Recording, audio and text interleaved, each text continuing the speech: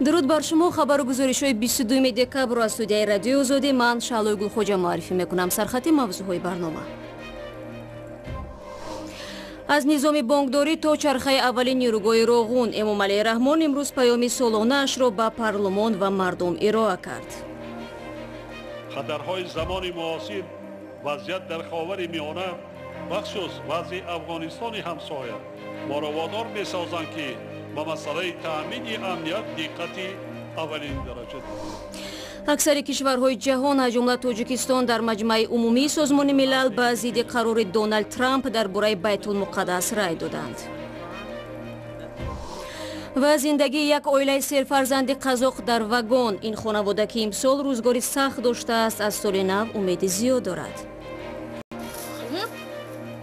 نان می‌خریم. برای تامین هر کودک در روز 400 تنگه صرف می‌کنیم. امروز 22 دکبر رئیس جمهوری تاجیکستان پیام سالانه خود را به پارلمان و ساکنان ارائه کرد. ضمن برآمد امامعلی رحمان گفت که در نظام بانکی کشور رقابت سالم وجود ندارد و به حکومت دستور داد که به زودی برنامه تجدید اگرو اینوست بانک و تاجیک صادرات بانک را تهیه کند.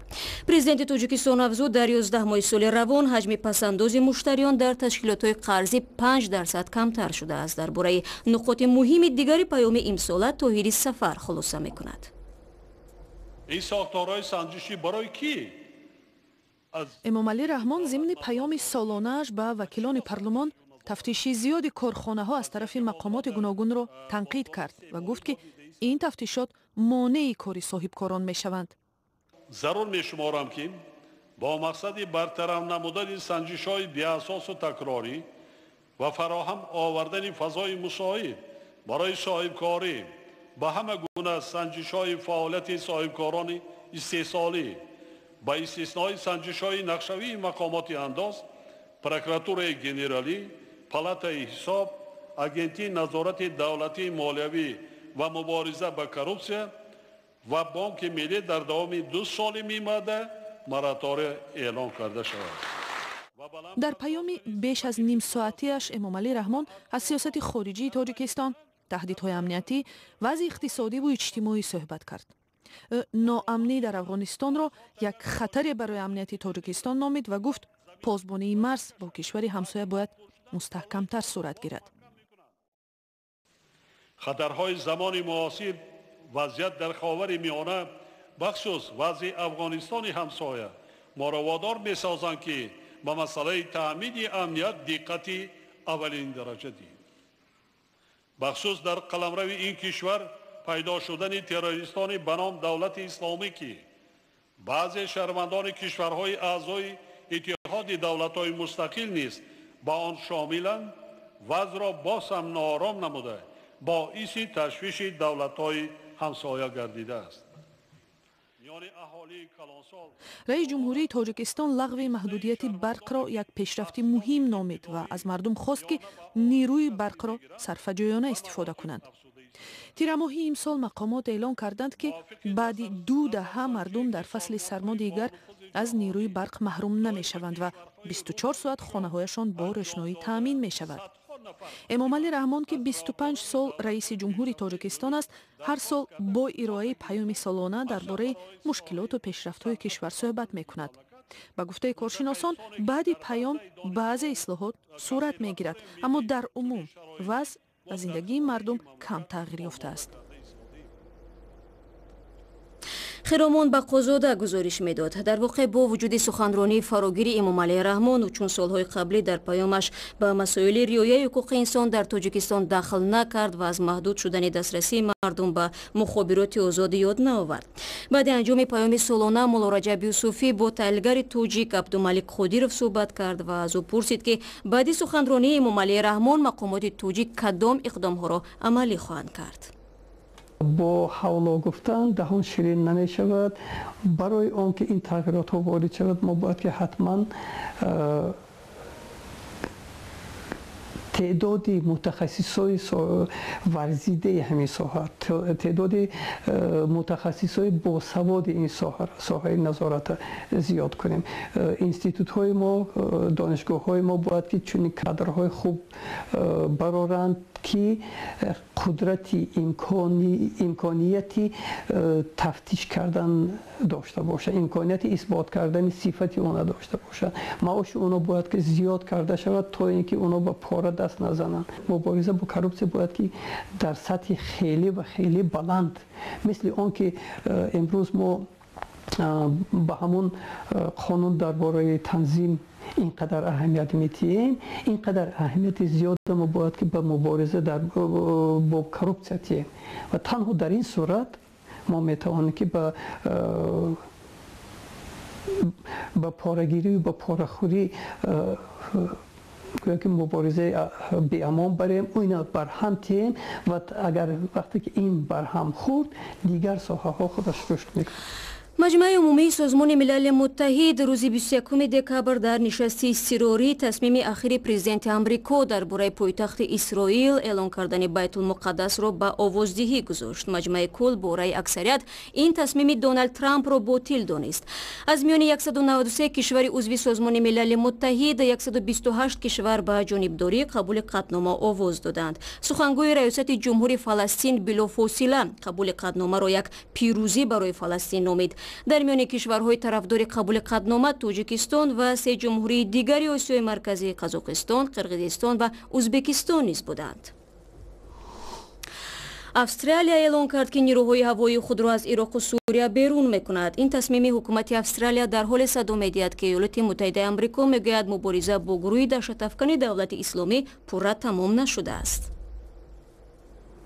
استرالیا ضربه‌های هوایی به ضد گروهی به نام دولت اسلامی در عراق و سوریه را پایان داده و 6 هواپیمای جنگیش را به کشور برمیگرداند. نیروهای هوایی استرالیا 3 سال باز در هیئت نیروهای ائتلافی به رهبری آمریکا از سال 2014 به ضد دولت اسلامی می‌جنگیدند. درباره بازگشت نیروها به استرالیا وزیر دفاع مریس پین در یک نشست مطبوعاتی روز 21 دکامبر خبر داد. هیچ شبهه‌ای نیست. ضربه‌های هوایی ما به نیروهای امنیتی عراق کمک کرد که داعش را مغلوب کرده تضمین دهند که افراطگرایان این گروه غایه‌های زهرناک خود را در سراسر جهان پهن نکنند. اعلان ختم حمله‌های هوایی استرالیا در عراق و سوریه بعد از آن صورت می‌گیرد که دولت عراق چند پیش گفت تمام قلمرو کشور را از حضور گروه دولت اسلامی پاک کردند. گروه افراطگرا سال 2014 قلمروهای وسیع عراق و سوریه را اشغال کرد و هزاران نفر را کشت.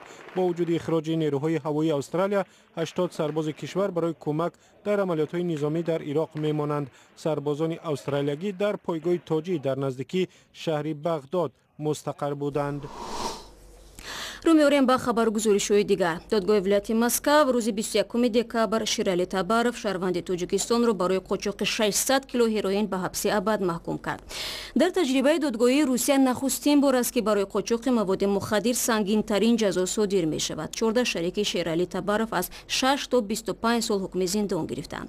تفتیشات دادستانی ولایت مسکو از این پیش گفت که گروهی زیر رهبری تبارف در سال‌های 2012 تا 2015 به قلمرو روسیه 600 کیلو هروئین را در ماشین‌های کلان باربر زیر قوطی‌های آلوچه و خربوزه وارد کردند. حالا رو می‌آوریم به قزاقستان و زندگی یک خانواده برایتان نقل می‌کنیم که سال روان آنها را به گرداب مشکلات انداخته است. به نقل مادر 5 فرزند که حالا در واگن به سر میبرند، سرگردانی آنها از بیماری شوهر آغاز شد، اما با این هم آنها امید دارند که با آمدن سال نو روزگارشان بهتر می‌شود. در اویله توختابوقیف‌ها کشانیدن آب از دهه همسایه وظیفه هر روزه فرهادی 13 ساله است. این خانواده 5 فرزند دارد. 4 نفرشان مکتب میخوانند. تا اول امسال در یک خانه کلان همراه پیوندانشان زندگی میکردند. پدر خانواده رستم کار و معاش خوب داشت، ولی ماه اپریل معلوم شد که سرطان دارد و سرش جراحی شد. بعد این از آنها خواستند که خانه را خالی کنند. توختابوقیف‌ها در کوچه ماندند و دوستان دستی کمک دراز نمودند.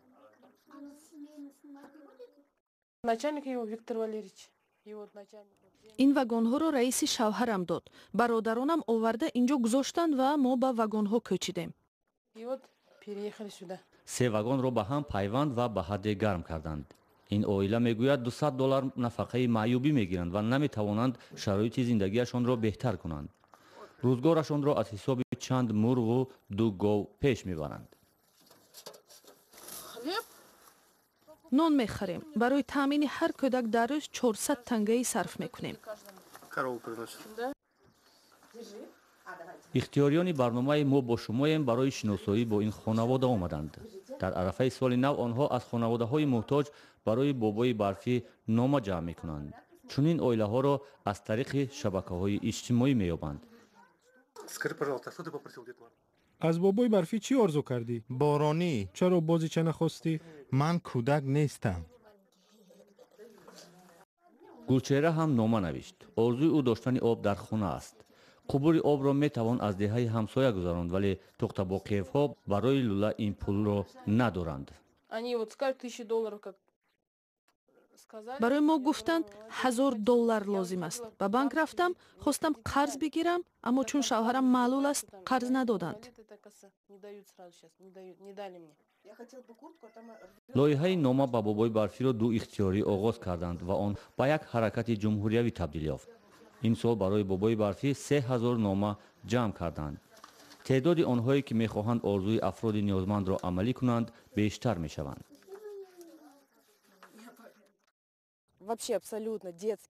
آرزوهای آنها کودکانند. هیچ کس تلفن یا پلنشت خواهش نکرد. بازی چه آرزو میکنند؟ یکیشان فقط بارانی خواسته است، زیرا زود میدرد. من فکر میکنم تحفه ها بیشتر از این میشود، زیرا ما دیدیم که نه کودکان و نه مادرشان لباس خوب ندارند. گلچهره همچنین خواست که با مواد غذایی کمک کنند، زیرا نوابسته به آن این سال برای عائله‌شان مشکلات زیاد آورد. آرزو دارد که سال کهنه را با دسترخوان ایدانه گسیل میکند. ضمناً به فرق از اویله تخت‌بوقیف و در هنگ کنگ برای زندگی در واگن ها مردم نوبت میپایند. البته شرایط در چین منزل های الترناتیوی به مراتب بهتر و نرخش نیز دسترس است. حالا میبینیم که در این کشوری سیر اهالی از کدام طریق مسئله نورسایی منزل را حل میکنند.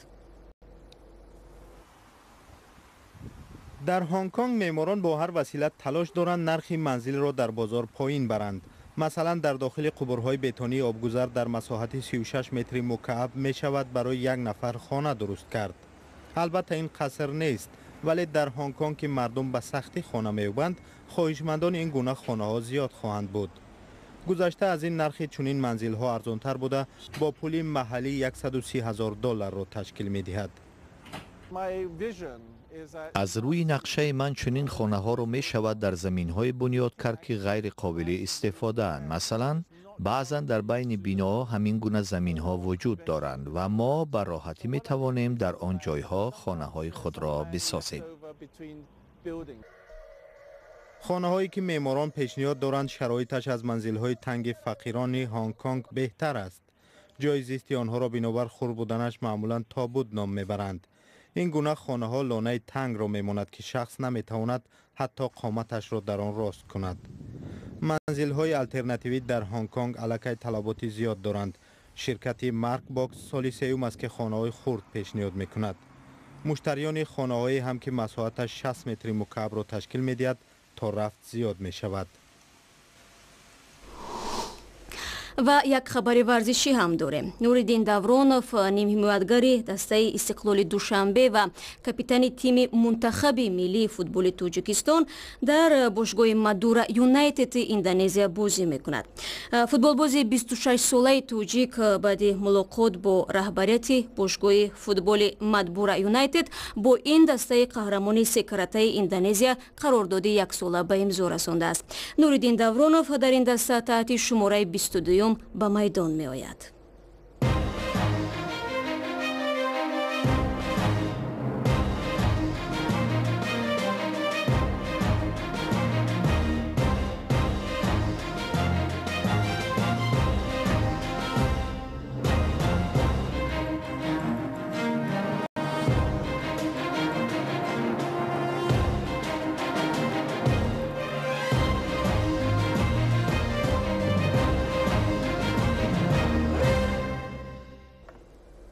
و اینجا برنامه رو انجام میدیم، اما در سامانه azadi.org شما میتوانید اخبار بیشتر از این رو پیدا کنید. ویدیوهای قابل توجه در azadi ویدیو و شبکه‌های اجتماعی گذاشته شده است. تشکر برای همراهی و خدا نگهدار.